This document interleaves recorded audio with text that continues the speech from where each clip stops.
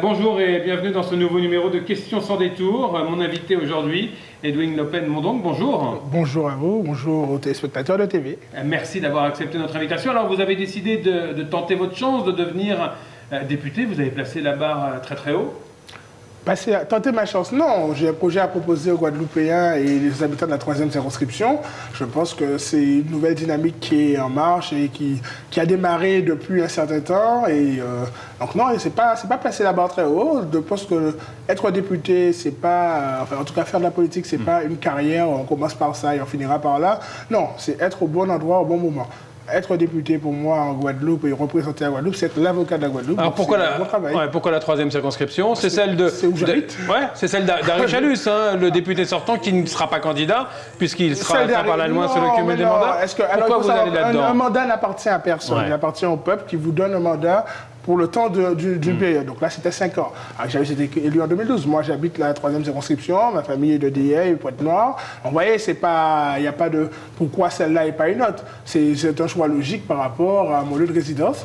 Et oui, c'est une circonscription qui a de l'avenir et du potentiel. Le pays Nord-Bastère, comme j'aime l'appeler, où on a de vrais soucis et de vrais sujets à régler. Notamment, on va parler du volet agricole, où là, il y a une revalorisation, puisqu'il faut savoir que 43% des terres agricoles de la Guadeloupe sont dans cette 3e circonscription, notamment avec les communes de Sainte-Rose, Petit-Bourg. Donc là, on a un travail à mener. Elle est gagnable, cette circonscription?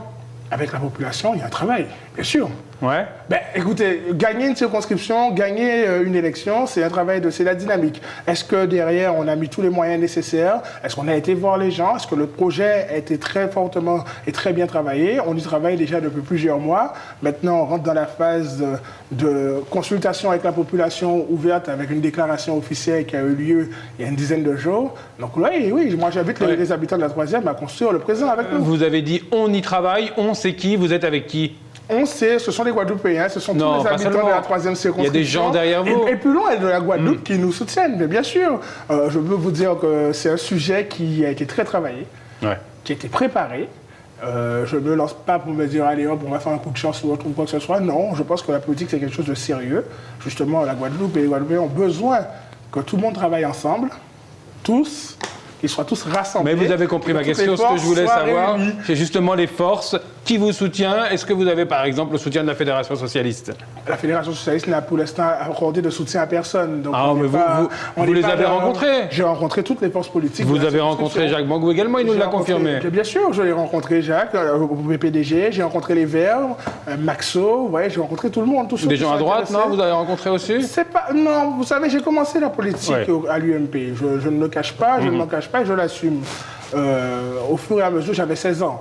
Au fur et à mesure, j'ai pu voir... C'était l'époque Sarkozy. Voilà, le discours était intéressant, ma famille étant plutôt gaulliste, donc j'ai été dans cette démarche.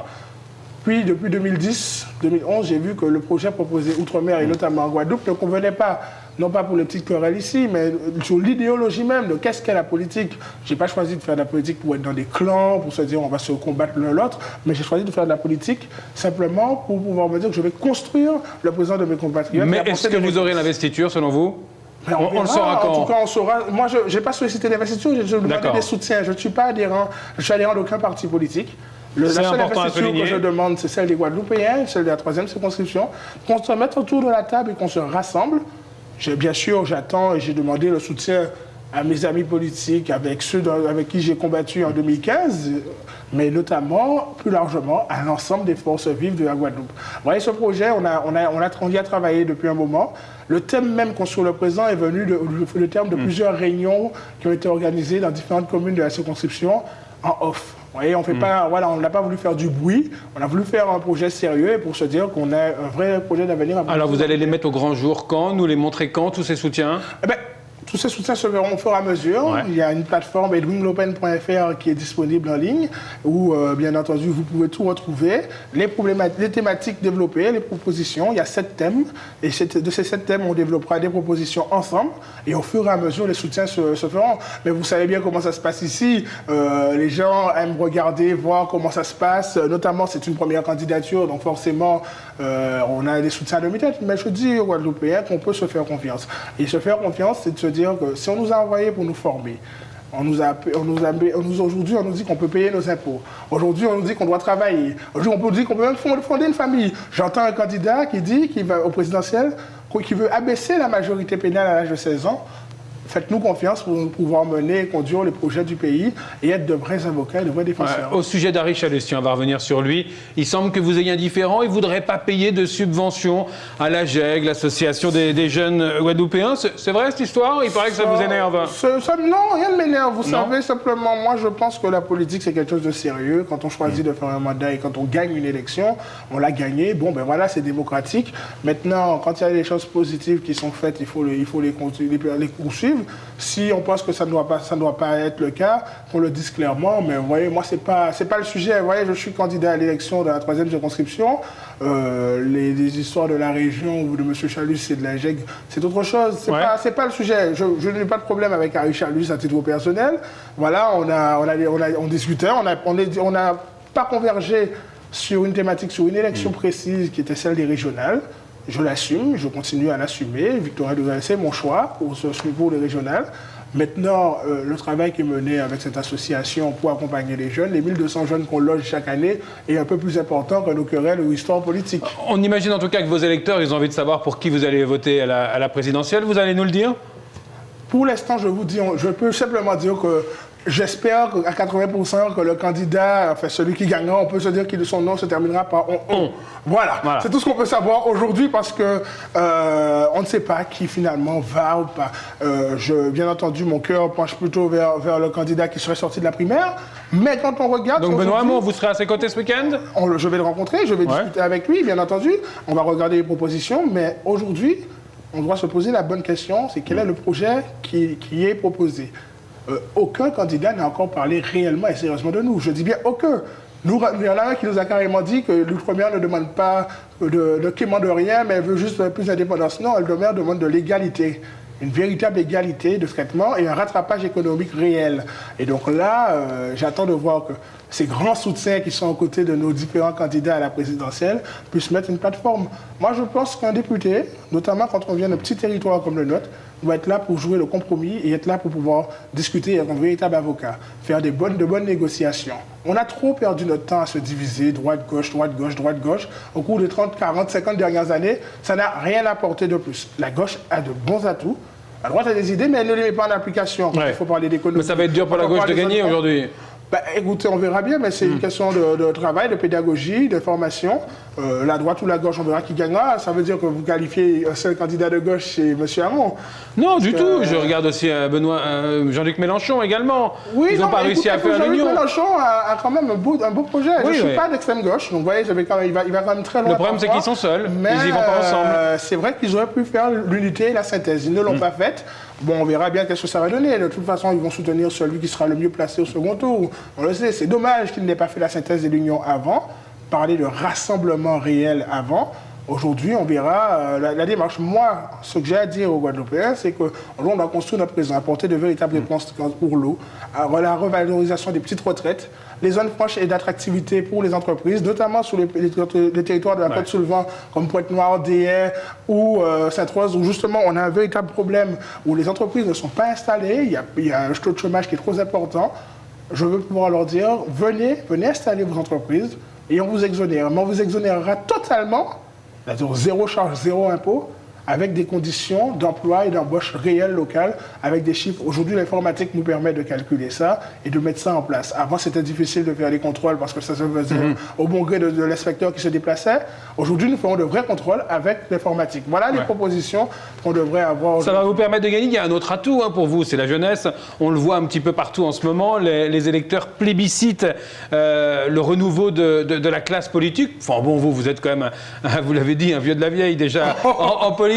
Ça fait une dizaine d'années que vous êtes engagé, mais ça, c'est un réel atout aujourd'hui, ce désir de changement. Ce désir de renouvellement, de changement, je ne sais pas, mais en tout cas de renouvellement, de gens qui apportent de vraies réponses. Arrêtons de se dire qu'on a les mêmes recettes. Nos parents ont voté pour des gens qui ont fait leur travail. Je veux dire, je ne mets pas au placard ceux qui sont là actuellement ou qui étaient là avant. Mais quand on regarde que la moyenne d'âge des élus en Guadeloupe, c'est 60 ans, entre 58 et 60 ans, alors que 60% de la population a moins de 50 ans, posons-nous les bonnes questions.